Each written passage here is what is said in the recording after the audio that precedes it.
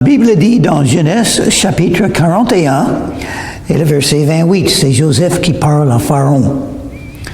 Ainsi, comme je viens de le dire à Pharaon, Dieu a fait connaître à Pharaon ce qu'il va faire. Dieu a manifesté à Pharaon l'avenir pour que le peuple d'Israël puisse être sauvé en Égypte. Et ça par le moyen de Joseph qui sera le plus grand dans le pays d'Égypte après Pharaon, on verra. Et qu'est-ce que Joseph a fait quand il est venu devant Pharaon? Oui, il a expliqué les songes que Pharaon a eus. Et une autre chose, Joseph parlait de Dieu. Il était fidèle à Dieu, un fidèle témoin. Il était en face du roi du pays. Il parlait de Dieu. Voici, il y aura 7 années de grande abondance dans tout le pays d'Égypte. 7 années de famine viendront après elles. Et l'on oubliera toute cette abondance au pays d'Égypte. Et la famine consumera le pays. Donc il y aura 7 ans d'abondance. Et après ça, 7 ans de famine. Ça, c'est l'avenir dans les 14 ans. Et aussi, Joseph a de la sagesse. Il va dire à Pharaon ce qu'il faut faire pour ne pas être détruit par les 7 ans de famine. Cette famine qui suivra sera si forte qu'on ne s'apercevra plus de l'abondance dans le pays. Si Pharaon a vu le songe se répéter une seconde fois, c'est-à-dire il avait deux songes avec le même message, c'est que la chose est arrêtée de la part de Dieu et que Dieu se hâtera de l'exécuter. Alors Dieu n'est pas toujours comme ça. Des fois Dieu attend, on prie, Dieu a un plan, il va exaucer la prière. Mais ce n'est pas toujours tout de suite. Il faut savoir attendre la main de Dieu, mais cette fois, Dieu va le faire vite. Ça sera vite fait. C'est ce que Joseph a dit. Et pourquoi Dieu doit être pressé? Il n'est pas pressé, il a toute l'éternité pour accomplir son dessein. Donc, s'il attend 100 ans, 1000 ans, 2000 ans, qu'est-ce que c'est à Dieu? Ce n'est rien du tout. 1000 ans à Dieu, c'est le même qu'un jour. Donc, il faut se patienter. Il faut attendre la main de Dieu. Il va vous bénir. Il va exaucer vos prières, mais quand il veut. Et des fois, c'est tout de suite. Et dans ce cas-là, verset 33. Maintenant, que Pharaon choisisse un homme intelligent et sage, et qu'il le mette à la tête du pays d'Égypte. Que Pharaon établisse des commissaires sur le pays pour lever un 5e des récoltes de l'Égypte pendant les 7 années d'abondance. Qu'est-ce qu'il faut faire pendant un temps d'abondance? Épargner, mettre à côté, mettre les choses en réserve. Mais la sagesse que Joseph avait, il nous faut la même chose tout le temps, parce que la vie est comme ça. La vie change. Si les choses vont bien maintenant, ça veut dire que ça va changer. Et ça ne va pas aller toujours comme ça. S'il a des malheurs maintenant, ça va changer. Parce que les choses dans la vie changent. Donc, si vous avez de l'abondance, il faut être comme les fourmis. Il faut conserver. Il faut épargner. Il faut mettre à côté quand vous pouvez, parce que vous allez en avoir besoin. C'est la sagesse. C'est la connaissance de la vie et comment ça marche. Mais dans ce cas-là, Pharaon connaissait exactement, grâce à Dieu, combien de temps il y aura de l'abondance. 7 ans. Et combien de temps après il y aura de la famine? Encore 7 ans. Donc il faut beaucoup épargner, beaucoup conserver, beaucoup réserver pendant les 7 ans d'abondance. Mais pour nous, on ne sait pas pendant combien de temps on aura l'abondance, mais on aura le même principe. Il faut épargner. Pourquoi épargner? Parce qu'il y aura besoin dans l'avenir. Besoin pour la santé, peut-être payer les médecins. Besoin pour la retraite. On va être retraité un jour. Il faut de l'argent pour ne pas être sous la main d'un patron toute la vie. Il faut conserver pour les études, peut-être pour les enfants et les petits-enfants. Il faut épargner pour remplacer la voiture un jour. On aura toujours une autre raison pour épargner. Pour avoir quelque chose pour servir Dieu et Jésus-Christ. Oui, la chose la plus importante pour servir Dieu, c'est la puissance du Saint-Esprit. Mais des fois, il y a des choses qui coûtent. Par exemple, si vous allez commencer une église, ça serait bien de pouvoir acheter un immeuble en bon état pour pouvoir avoir les réunions. Et ça coûte. Qui va payer? Ceux qui ont de l'argent. Donc, il faut conserver, épargner de l'argent pour l'avenir, pour pouvoir faire plus pour Dieu un jour avec l'argent.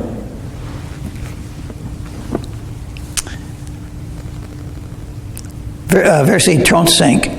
Qu'il rassemble tous les produits de ces bonnes années qui vont venir, qu'il fasse sous l'autorité de Pharaon des amas de blé, des approvisionnements dans les villes, et qu'ils en aient la garde. Ces provisions seront en réserve pour le pays, pour les 7 années de famine qui arriveront dans le pays d'Égypte, afin que le pays ne soit pas consumé par la famine. Dans ce cas-là, Joseph a dit, si vous voulez être sage, Pharaon, il faut conserver pour le pays. Et qu'est-ce qu'on fait dans le pays aujourd'hui? Est-ce qu'on a conservé? On dépense plus qu'on gagne. Tout le temps. On a des grandes dettes. Tous les gouvernements. Et là, ça, c'est horrible. Non. Il faut gagner plus qu'on paye. Ça, c'est le principe qu'il faut vivre par ça. Pour les individus, pour les familles et pour les gouvernements. Il faut dépenser moins qu'on gagne. Ça doit être évident. Mais non, beaucoup de gens n'ont pas de sagesse comme Joseph avait de la part de Dieu. Ces paroles plurent à Pharaon et à tous ses serviteurs. Et Pharaon dit à ses serviteurs, trouverions-nous un homme comme celui-ci, ayant en lui l'Esprit de Dieu? C'est-à-dire, Pharaon voulait choisir Joseph. Pourquoi? Il avait l'Esprit de Dieu. Pharaon l'a reconnu. Il ne faut pas cacher que vous êtes un croyant. Oui, il y aura des gens qui vont vous persécuter, qui seront contre vous, mais il y aura d'autres gens qui vont vous honorer et qui vont voir, justement, que vous avez la sagesse, vous avez la force de Dieu, vous avez l'amour, vous avez l'esprit, l'envie, le désir de pouvoir accomplir. Vous avez la sagesse. Et les patrons, les chefs du pays qui sont intelligents vont chercher et trouver les gens comme Joseph, les croyants qui marchent avec Dieu. Ce n'est pas tous les croyants qui marchent avec Jésus, mais ceux qui marchent avec Jésus et qui sont doués pour pouvoir amener les autres, diriger les autres, être un exemple aux autres. Joseph était quelqu'un comme ça, doué de la part de Dieu pour être un chef. Et Pharaon dit à Joseph, puisque Dieu t'a fait connaître toutes ces choses. Il n'y a personne qui soit aussi intelligent et aussi sage que toi. Donc Pharaon a reconnu deux choses. Joseph était le plus sage et le plus intelligent. C'est Dieu qui l'a fait. Pharaon, le roi d'Égypte. Étonnant, n'est-ce pas? C'est bien de suivre Dieu et de ne pas cacher.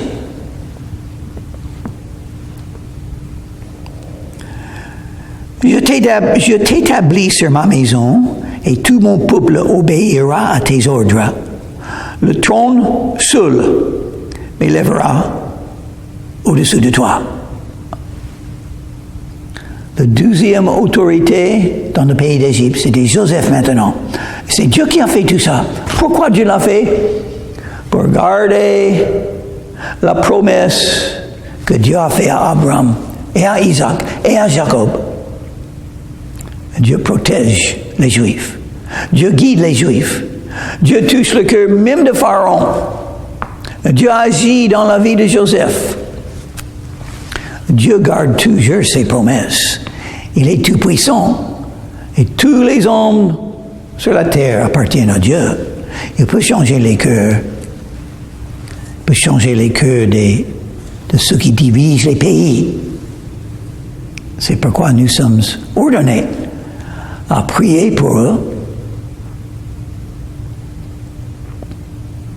Pharaon ôta son anneau de la main et le mit à la main de Joseph.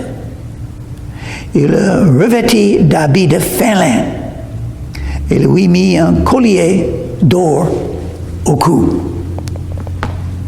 Il le fit monter sur le char qui suivait le sien.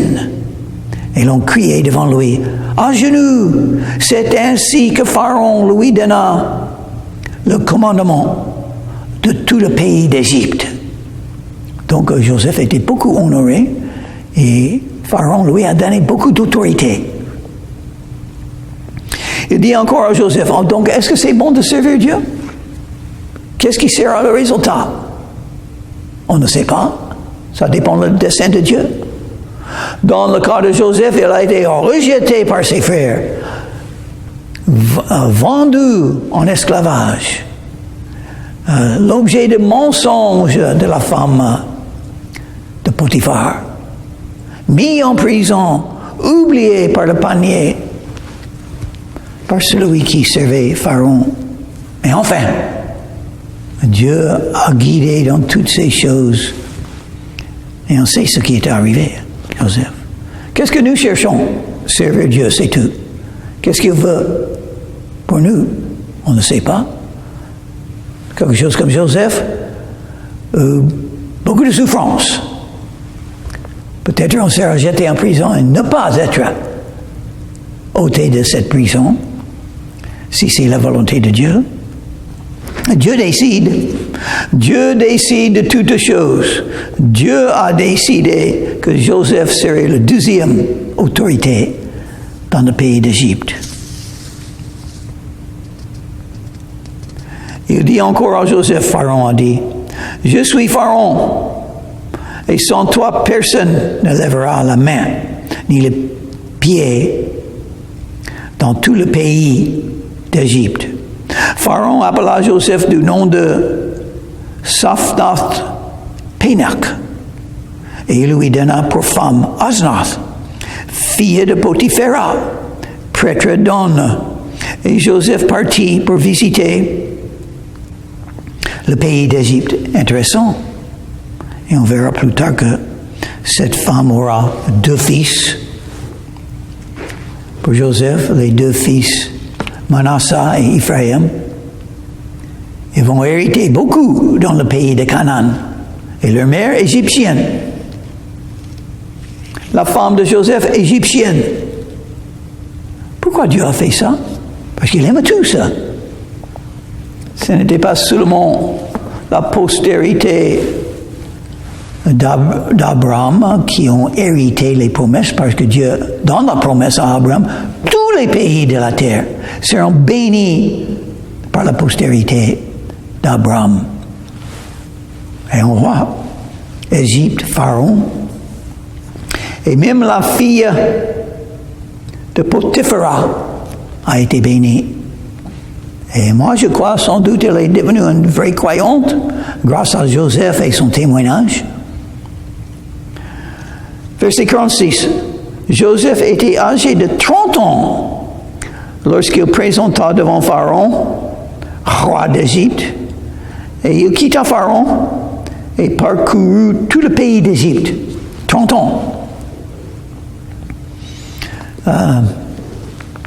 Dans le Nouveau Testament, le pasteur est appelé aussi l'évêque, parce qu'il s'occupe des croyants, et aussi l'ancien, parce que normalement, le pasteur, celui qui dirige les peuples de Dieu, est quelqu'un plus âgé. Il faut du temps pour gagner la sagesse. Mais, pas toujours.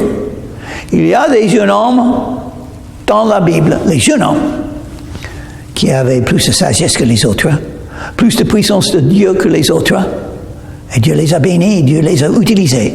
Voilà Joseph. On a David, oui, qui a tué Goliath.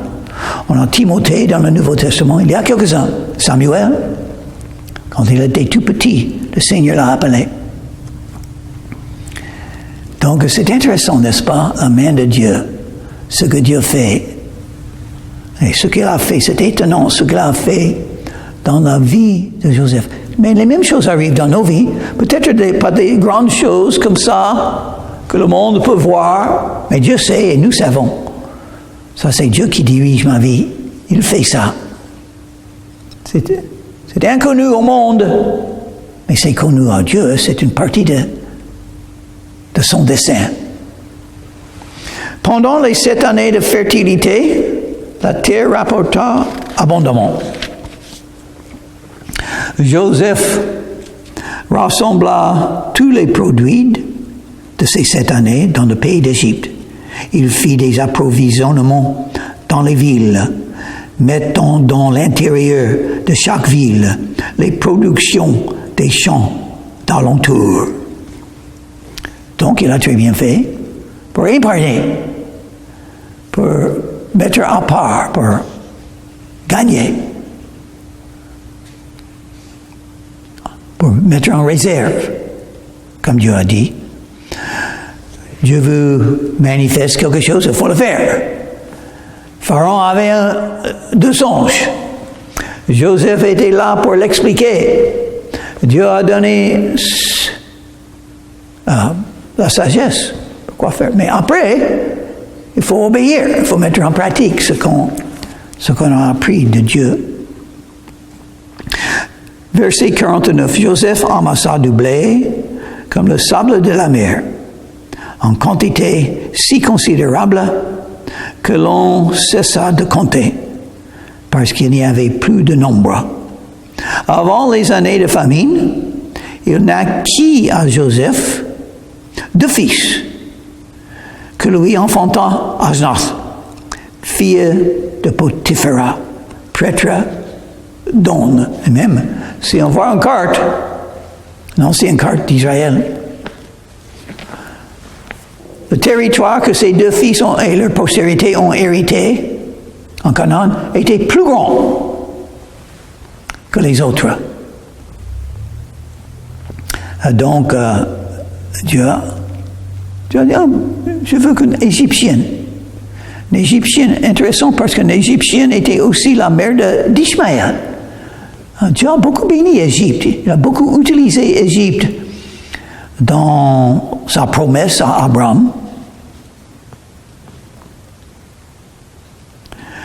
Verset 51. Joseph donna au premier-né le nom de Manassé, car dit-il, Dieu m'a fait oublier toutes mes peines et toute la maison de mon père.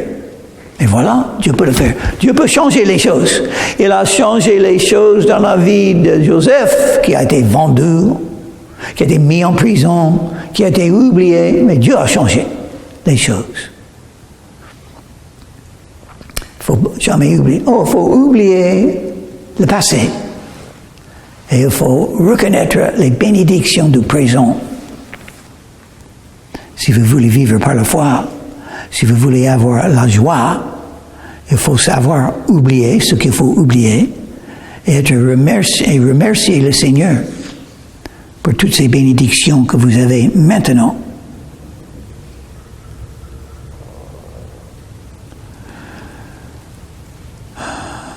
Voilà, verset 53. Verset 52. Et il donna au second le nom d'Éphraïm, car il dit, Dieu m'a rendu féconde dans le pays de mon affliction. Les 7 années d'abondance qu'il y eut au pays d'Égypte s'écoulèrent, et les 7 années de famine commencèrent à venir. Ainsi que Joseph l'avait annoncé, il y eut famine dans tous les pays, mais dans tout le pays d'Égypte, il y avait du pain. Donc, Égypte était le plus riche de tous. Quand tout le pays d'Égypte fut aussi affamé, le peuple cria à Pharaon pour avoir du pain. Pharaon dit à tous les Égyptiens, allez vers Joseph et faites ce qu'il vous dira. La famine régnait dans tout le pays. Joseph ouvrit tous les lieux d'approvisionnement et vendit du blé aux Égyptiens. La famine augmentait dans le pays d'Égypte, et de tous les pays, on arrivait en Égypte pour acheter du blé auprès de Joseph, car la famine était forte dans tous les pays. Pourquoi il y avait une grande famine comme ça? Dieu l'a fait. Pourquoi il l'a fait? C'est partie de son dessein. Et on verra dans le prochain chapitre. Jacob et sa famille aussi avaient la famine. Et où aller quand on a la famine? À ce moment-là, en Égypte. Il faut aller en Égypte pour acheter du blé, pour vivre. Qui a fait tout ça? Dieu, pour guider les gens. Un problème, c'est Dieu. La résolution de le problème, c'est Dieu qui donne. C'est Dieu qui ouvre la porte.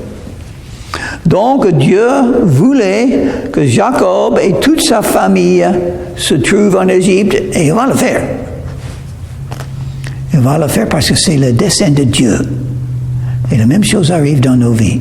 Si Dieu veut que quelque chose se fasse, ça se fera. Parce que Dieu est tout puissant. C'est lui qui décide.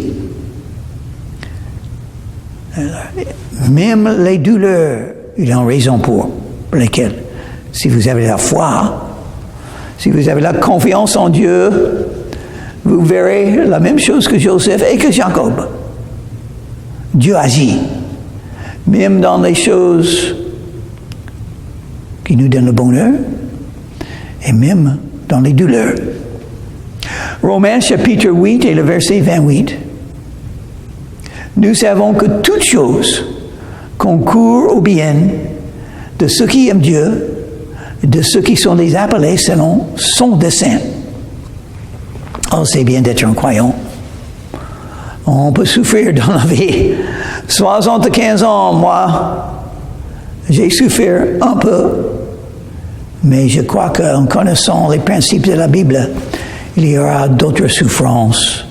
Et en regardant mes circonstances de ma vie présente, actuelle, il y aura d'autres souffrances bientôt. Mais Dieu sait, c'est la main de Dieu. Je vais l'accepter par la foi. Si j'ai la grâce de Dieu pour le faire, c'est mon objectif. J'espère que vous allez faire la même chose. Et donc, nous sommes ordonnés. Réjouissez-vous en toutes choses. Remerciez le Seigneur pour toutes choses. Il est là. Il a son dessein. Il a ses raisons. Et nous serons avec lui éternellement. Maintenant, il a de temps en temps, il faut souffrir. Mais c'est dans le plan de Dieu. Il a ses raisons. Son nom sera glorifié. Surtout, si vous continuez à croire en Jésus et le suivre, malgré les souffrances. parce que la joie éternelle sera beaucoup mieux que les petites souffrances que nous avons dans la vie présente. La joie éternelle. Si vous n'avez pas la vie éternelle, vous pouvez l'avoir de la part de Jésus-Christ. Il vous aime, il est mort pour vous, il est vivant maintenant. Vous pouvez le rencontrer dans la prière, dans votre esprit. Ça s'appelle la nouvelle naissance, une naissance spirituelle. Quand vous venez à Jésus et invoquez son nom. La Bible dit en Romains chapitre 10, c'est le verset 13, « Quiconque invoquera le nom du Seigneur sera sauvé. »